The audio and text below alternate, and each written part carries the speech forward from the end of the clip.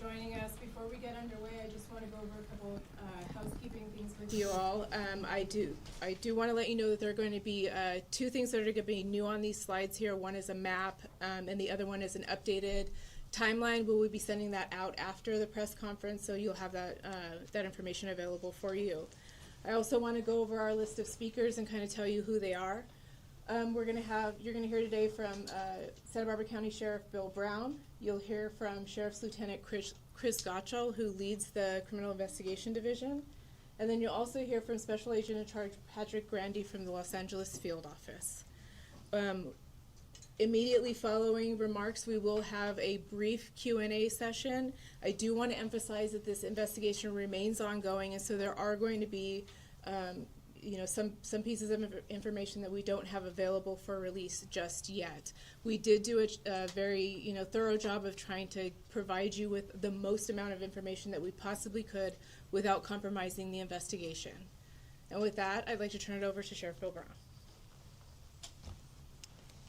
Well, thank you, and good afternoon, everyone, and thank you for being here with us today. I am Santa Barbara County Sheriff Coroner Bill Brown, and today I am deeply saddened to report to you that the body of Melodee Buzzard, the 9-year-old child who went missing from the Lompoc area in October of this year, has been found in a rural area outside of Canesville in Wayne County, Utah. And that this morning at approximately 7:51 a.m., members of our Sheriff's Office and the FBI arrested her mother, Ashlee Buzzard, for her murder. Maternal filicide is rare and always difficult to comprehend. At this level of criminal activity is particularly shocking given the calculated, cold-blooded, and criminally sophisticated premeditation and heartlessness that went into planning it, and the ruthlessness that went into actually committing the crime.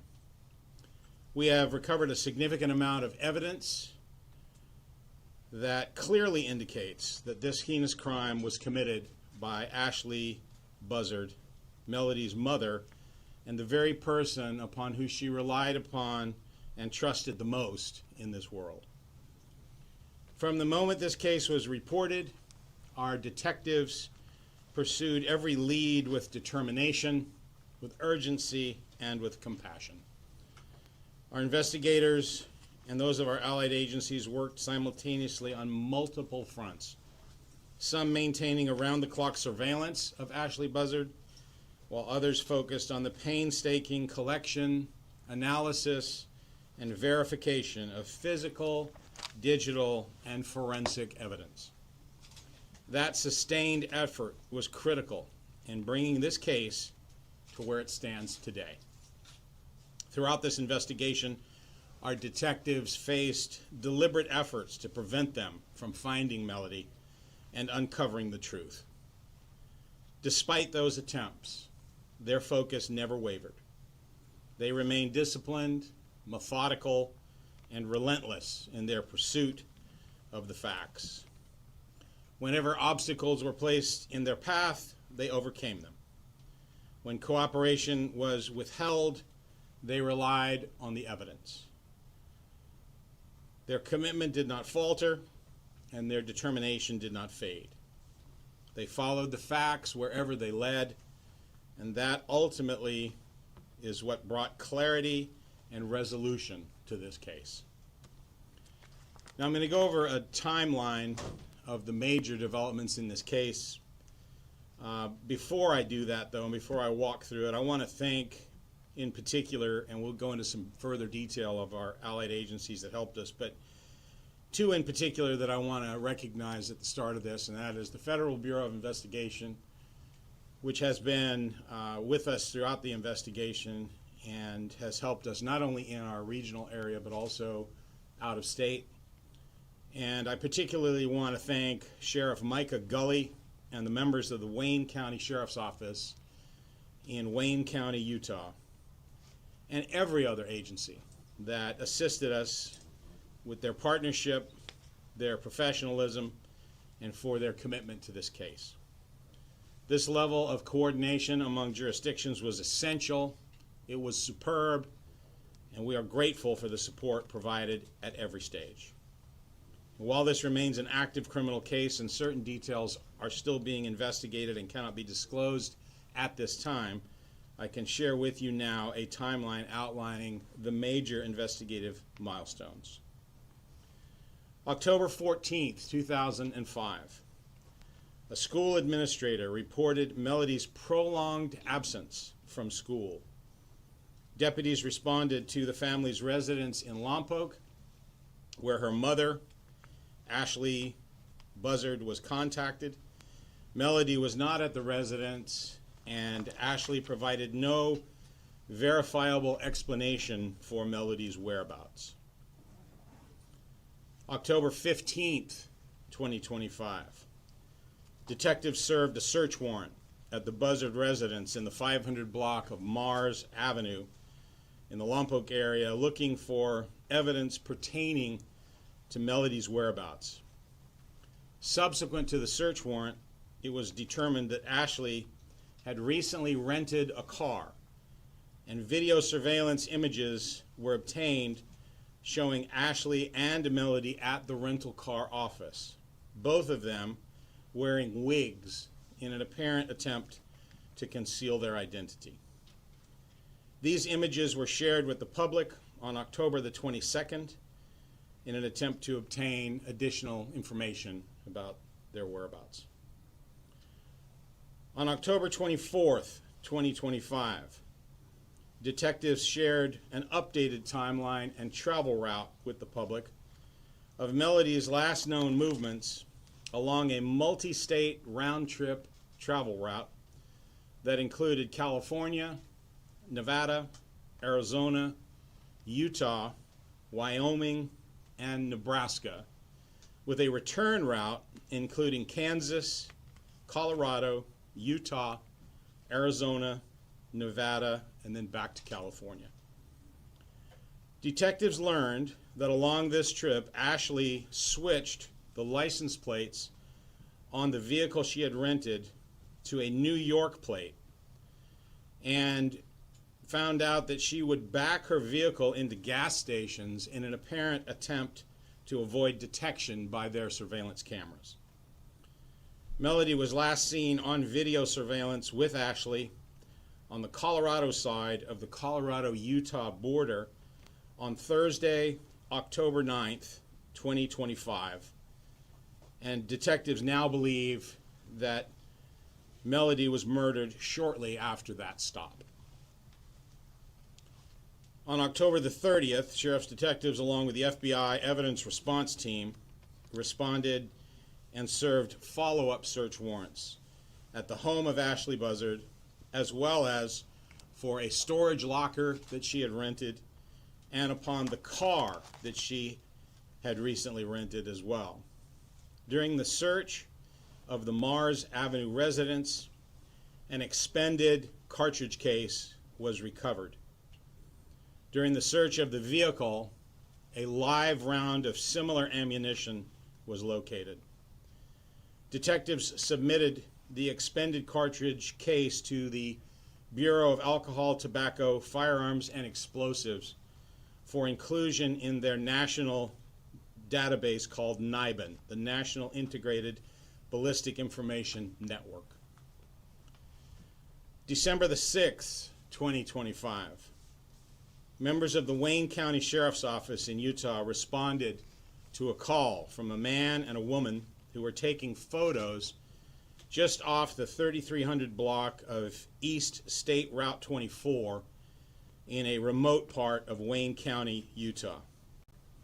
This couple had discovered the decomposed body of a deceased person off of the side adjacent to West Caneville Road. On December 8th, 2025, a member of the Wayne County Sheriff's Office notified the Santa Barbara County Sheriff's Office of the discovery of the unidentified found body. Although immediate identification of the deceased person was not possible, it was apparent that the decedent was a female who had died from gunshot wounds to the head. December 17th, 2025.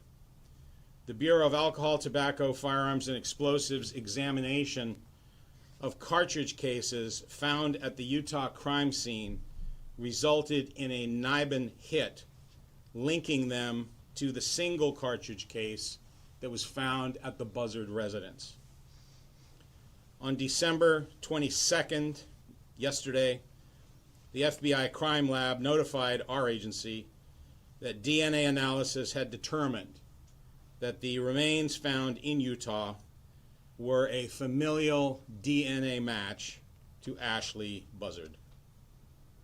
Today, December 23rd, 2025, members of the Santa Barbara Sheriff's Office and the FBI served search and arrest warrants at the Mars Avenue residence and arrested Ashlee Lynn Buzzard for the murder of Melodee Buzzard. Ashlee was taken into custody without incident, and she was booked at the Northern Branch Jail for first-degree murder, where she is currently being held without bail. While these developments represent important steps towards holding Ashlee Buzzard accountable for the murder of her daughter, they do not diminish the profound loss that we are acknowledging today. Because this case is now moving through the court system, there are limits on what additional detail we can share publicly at this time.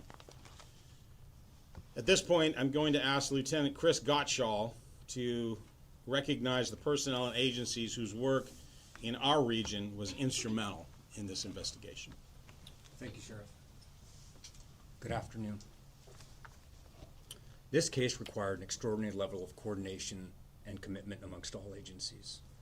I want to specifically recognize the detectives who tirelessly worked from the very beginning, including lead detective Joe Oliver, Detective Ruben Esparza, Detective Matt Maxwell, Detective Cliff Kabasig, Detective Thomas Brownlee, and Sergeant Jeff McDonald, along with numerous investigators, sheriff's deputies, professional staff, and support personnel who contributed countless hours to this effort. I'd also like to acknowledge our allied agencies whose cooperation and assistance were essential to advancing this investigation across multiple jurisdictions.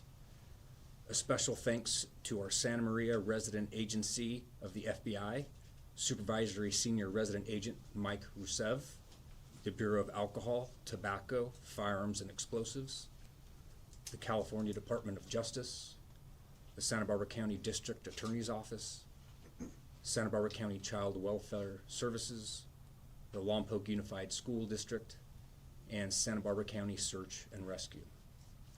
At this time, I would like to invite Special Agent in Charge Patrick Grandy, executive from the FBI Los Angeles Field Office, to speak about the FBI's key role in supporting this investigation.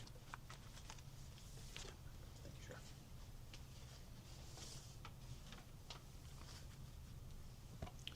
Good afternoon. My name is Patrick Grandy. I'm a Special Agent in Charge with the FBI's Los Angeles Field Office. Various FBI field offices in multiple states devoted resources to this investigation, and I can confidently speak on behalf of all FBI employees when I say that our collective hearts are broken as a result of this senseless outcome. The agents in our Santa Maria office, just north of here, worked tirelessly for the past couple of months with the Santa Barbara Sheriff's Office, and this has no doubt affected them as well personally. We were all hoping to find Melodee alive, as you undoubtedly were as well. That said, the FBI will continue to provide resources to the County of Santa Barbara as they pursue justice for Melodee, whether that be laboratory services, running down leads in other states, or other investigative assets. As I mentioned, this investigation spanned multiple states.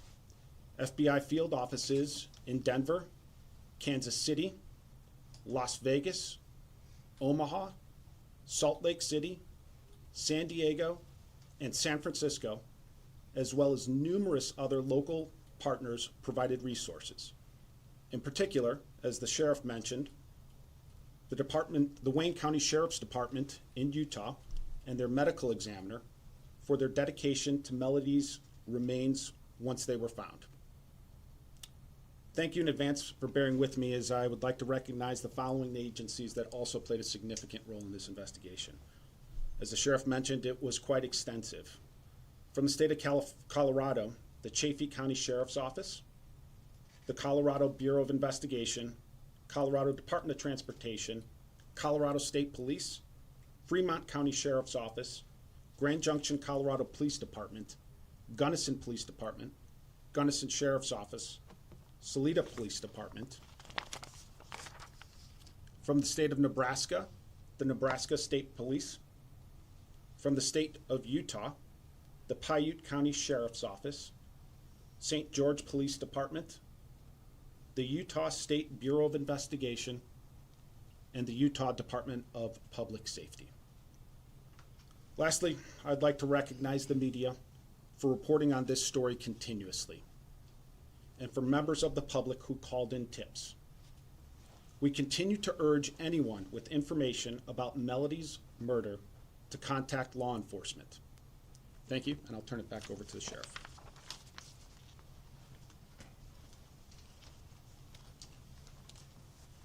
Thank you. Let me just conclude by saying these remarks. The circumstances of Melodee Buzzard's murder are heartbreaking. All of us who have been involved in this case have been deeply affected by it. We were hoping against hope that she would be safely found. This outcome is deeply tragic, and on behalf of the entire Santa Barbara County Sheriff's Office, I want to extend our deepest condolences to those who knew and loved Melodee. I want to take a moment to speak directly to the Meza and Buzzard families, who have endured unimaginable pain throughout this ordeal. Their strength, their patience, and their steadfast hope have been evident from the very beginning. No family should ever have to experience this kind of loss, and our hearts are with them today and will be with them in the difficult days ahead. We stand with them, and we remain committed to securing justice for Melodee. I also want to thank the members of the media, both you here in our region and those out of state, for your continued coverage, including the conveyance of Melodee's image and the circumstances of her disappearance all across America. Your involvement played a meaningful role in advancing this investigation. To the members of our community who followed this case closely, thank you for your engagement, for your support, and for your willingness to come forward with information. The loss of a child is among the most profound tragedies any community can endure, and that loss is exacerbated when it is at the hand of someone else, and particularly at the hand of the one who should have loved them the most. Today, we stand together in grief, but also with resolve. Melodee deserved a far better life than she had. We will honor her memory by ensuring that every step of this process is handled with care, compassion, and a steadfast commitment to justice. Our investigation does not end here. We will continue working closely with prosecutors and ensure that the judicial process moves forward with integrity. May God bless the innocent soul of Melodee Alani Buzzard, who we will never, ever forget. Thank you, and I'll now turn it back over to our PIO, Rock Kelsey. We have allotted some time if anybody has any follow-up questions. Again, reinforcing the fact that we do have an ongoing investigation, and while we're trying to balance transparency with seeking justice for Melodee, so we do have an opportunity to take just a few questions. Yes, Crystal. Yeah, Raquel, I'm just curious, do we believe at this moment that Ashlee acted alone? Or is there any potential leads that other suspects may be involved? So the question is, do we believe that Ashlee acted alone in this homicide? I'll turn it over to Lieutenant Gottschall. Please step to the podium. Thank you for your question. Our investigation thus far has revealed that at this time we don't believe that anyone else was involved.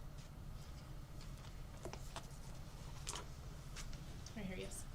Raquel, the sheriff mentioned the retrieval of cartridges Yes. and live rounds. Is the murder weapon in evidence? So the question is about the location of the murder weapon, if we have that in our evidence or in our possession at this time. I'll turn that over to Sheriff Brown. Thank you. Yeah, the short answer is no. We do not have the murder weapon yet, but we continue to seek it. I'll come back to you for your follow-up question in just a moment. Go ahead, yes? Will this case be tried in Santa Barbara County or elsewhere? Okay, so the question is where this trial will take place. I believe Sheriff Brown will have a response for that. Yes, the plan is that this trial will take place here, since the intent was believed to have been formed here in our county prior to going on this road trip and committing the actual crime. So we're going to have room for just a couple more questions. I'll volley back here. Yes? And for any of you, I know early in the investigation, investigators had been out in those various areas along the road trip. Had that area in Wayne County been searched at all? So the question is if investigators on their initial routes had been through that area of Wayne County. I believe you're asking if we'd specifically probably been to the scene of the crime. Yeah. I'm going to refer to Lieutenant Gottschall for that. Thank you for your question. We've been following a ton of leads, looking at a lot of different data and information. It is an expansive area of the United States that we were researching, and unfortunately we didn't have specific location information until recently. Thank you. Yes. When can we expect a mugshot of Ashlee to be released? I'll have you email me privately on that. We'll proceed with that. We'll take one final question here, and then that'll be a wrap for us. Yes. Is there a motive that you can share with us at all? The question is to a motive. If we have one established, I'll have Sheriff Brown cover. We have not established a motive at this point. We have obviously established that it is what's known as a filicide, the slaying of a child, in this case a maternal filicide. And there's been a lot of study and a lot of discussion about that and what motivates people to do that. But as far as an actual direct motive, we haven't established that yet. A very quick follow-up. I know that Ashlee, you had described her as uncooperative throughout the investigation. Can you describe her demeanor now? Has she spoken or confessed in any way? Can you talk about her demeanor now? Yeah, I can tell you that as of this morning, no, there was no change in her attitude and her demeanor. So uncooperative. Uncooperative. Thank you all very much for coming out and for being patient with us through this process, not just today, but throughout the entirety of the investigation. And again, we really do appreciate the media's coverage of this very important case. And that's going to conclude our press conference for today. Thank you very much.